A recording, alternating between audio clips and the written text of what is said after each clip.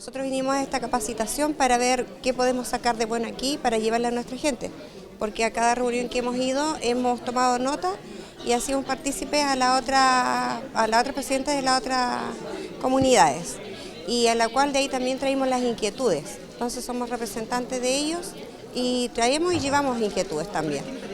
Mira, nosotros estamos con nuestro programa permanentemente realizando distintos niveles de capacitación, porque una de las líneas del programa consiste en ello. Hoy día estamos trabajando con dirigentes de las distintas mesas territoriales en la idea de trabajar en forma conjunta un proceso que nosotros llamamos de articulación, de cómo los dirigentes conocen, ¿no es cierto?, el funcionamiento de los distintos organismos públicos del Estado, para de esa manera gestionar